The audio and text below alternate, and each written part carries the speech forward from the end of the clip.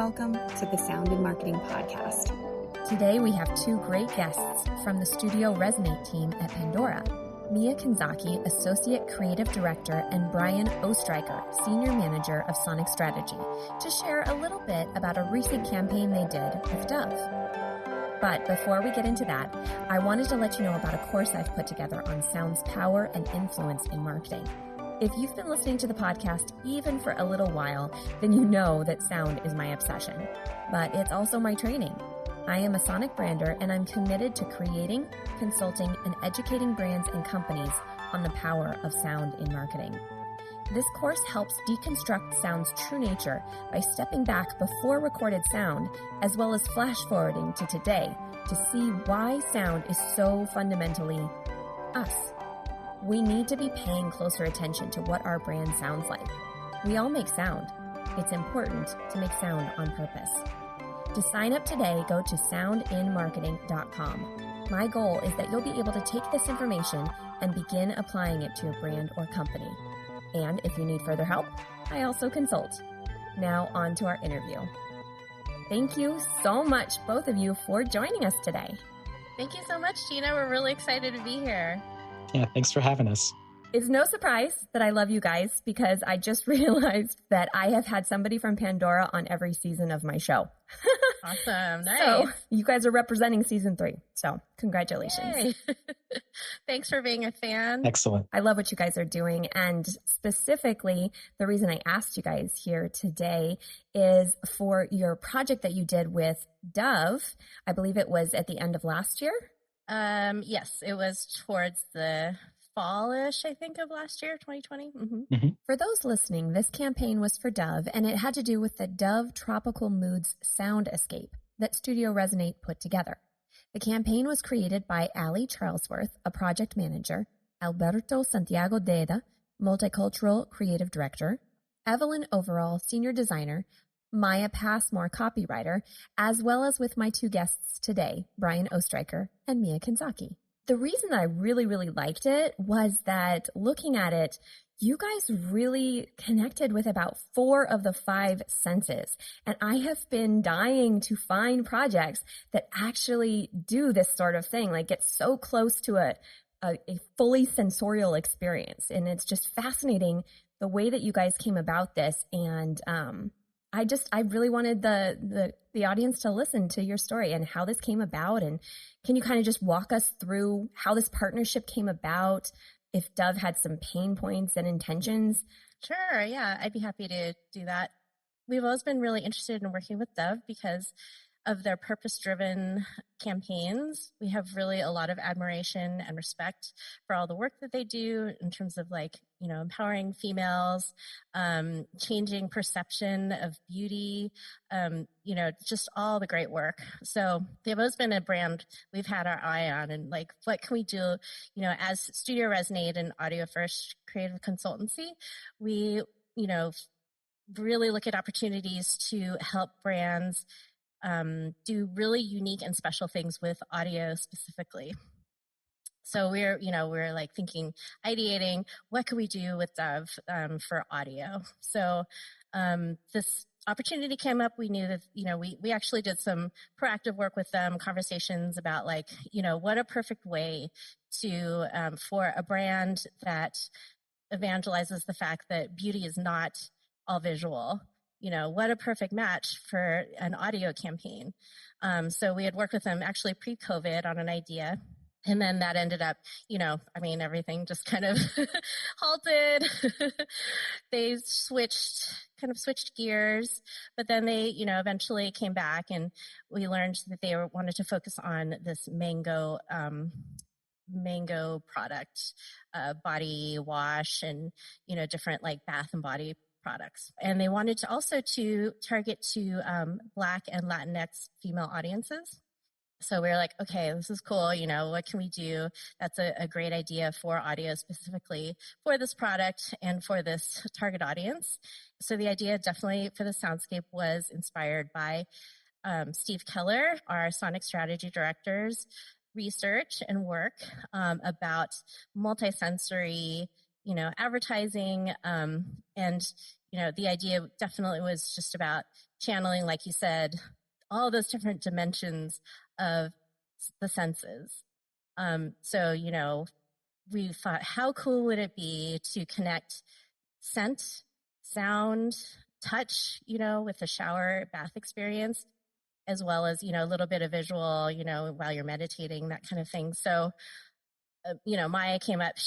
I remember that moment when we were just talking about it, and she just like, oh my gosh, this is what we need to do, and she was like, let's do like a guided meditation. And we knew that also Dove, with this product during COVID, wanted to transport people to paradise. So we knew with this mango product that Dove wanted, one of their goals was to transport people during COVID to a better place, a tropical island, a tropical getaway, which we weren't able to do at the time. So that's where, where the idea came from, to build this soundescape actually ended up being the title, to, where the listener could listen to a meditation, take a bath, listen to tropical music, and, just float away into, this wonderful, happy place. So then we put together a pitch, got on a call with them, presented to them, and they loved it and were on board. Yeah, what was really interesting about it was a proactive pitch. And, so the idea came from us, from Studio Resonate. And it was, as far as pain points were concerned, I don't think we really ran into too much, other than there was a little bit of changeover at Dove for people who were actually approving the project. But it was this pretty seamless collaboration. So they really trusted you guys to come up with a project or come up with a solution for this. This is wonderful. And I didn't even make the connection between soundscape and soundescape. I love it. It's so wonderful.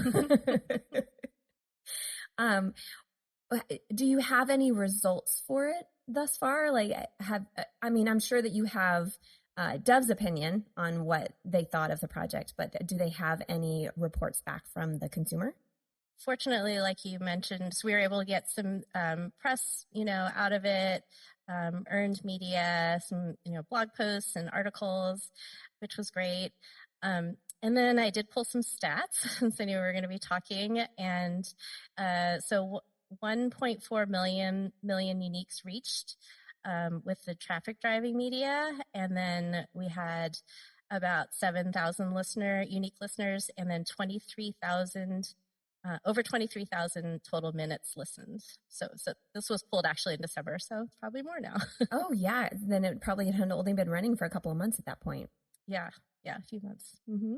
Very nice. Yeah, I can definitely see trying to escape somewhere else, because the four walls in my apartment have gotten very small this past year.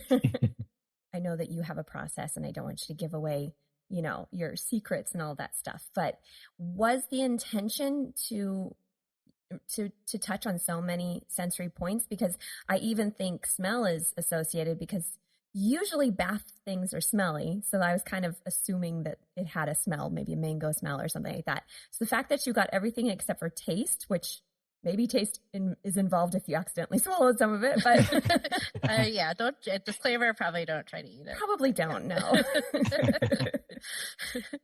But was that the original intention, or did it just kind of work out that way? Yes, for sure. It was definitely something that Maya had, she was watching like TED Talks by Steve, and we also collaborate with him a lot and work with him a lot. It was definitely inspired by his work to do this multisensory, and the fact that it's an opportunity for a brand to do something really different too. It's not very common, for brands to create this multisensory experience for the listener. We serve advertising, or we make content, but for something to give the consumer something that they can actually experience with the product that taps into so many senses, so many dimensions. We're really excited. And this is also what Dove was always looking for from us as well, is how do we do something that's just breaks the mold, is different from anything else. That's what we want to hear about. That's what we're interested in. Yeah, I'll add to that, Mia. The other idea that we all came up with, or Maya actually came up with the initial idea, which was to experience this in the bath with the Dove product, and the length of the soundscape, we tried to keep it to the average length of a bath so that the listener can experience the whole sound escape in hopefully one sitting and just in a relaxing environment. Oh, that's a very good point. Yeah. Because, I mean, you're not going to be in there for an hour and a half. I don't recommend that. Well, I'm really sad that the other Maya couldn't join us because this sounds like a wonderful concept that she came up with. Is this potentially leading to any other partnerships that you'd be working with Dove, or maybe another, and you don't have to name names, but another company that might be interested in more multisensory perceptions and experiences? Yeah, definitely. I'm a creative lead for the Unilever, which is like the Parent company. parent company. We'd love to go back to them. What we created, we could create like another chapter if they're interested in that, for a different scent or something. Or, there's lots of opportunities with, they have a lot of ice cream brands, if there's something, I don't want to give things away, but something to listen to while you're eating ice cream. I guess I just gave it away. But I won't tell you what the idea is for the thing you're listening to. Anyway, yeah, I mean, we're so grateful also to have Steve Keller on the team, and, to have his expertise and have him be able to come up with ideas, bounce things off of him with all of his deep knowledge and around science and sound. We're always like looking for those types of ideas. Yeah, and speaking of Steve Keller, bouncing ideas off of him, we had another idea that we couldn't bring to the finish line due to time and all that fun stuff. But another idea was use the soundscape without the guide, so people could just use theater of the mind and just experience, kind of settle in with all their senses. Maybe once after they had the guided experience, they could kind of let their imagination go wild. So that's another kind of thing we might be able to do in the future. Yeah, that's a great point, Brian. One of the things we like to think about in terms of theater of the mind is how it's just so powerful. And I'm sure you understand this, Gina, but in terms of tapping into the individual's like personal memories. And so the experience, in this case, we had a guided meditation, which was a very cool experience. But also, if there isn't that guided piece of it, what would the listener's imagination end up doing? That could be really interesting too. Maybe it would take them to, instead of Jamaica, it would take them to Hawaii or something like that. And, instead of middle of the day, it'd be sunset, or, there's just a lot of interesting things to think about if it was just the sound design and the music, and like what kind of stories would the listener create. That's true. The idea of tropical could be different from everyone, like depending on which ocean you consider tropical. So definitely. I think also this is really fun because, and correct me if I'm wrong, but I don't believe that Dove actually has sonic branding per se. However, I really feel like you were saying at the beginning, Mia, I'm a big fan of Dove also, and how just like genuine they are. And I remember their campaign, gosh, it was something where it was like this big warehouse, and a girl would come in and there'd be an artist turned around and he says, describe yourself. I love that campaign. Oh, I love it. And so for those of you that haven't heard this, there's an artist and he's turned around. He doesn't see the person that's coming in, and a woman comes down and sits down, and the artist is, I believe, like what's it called?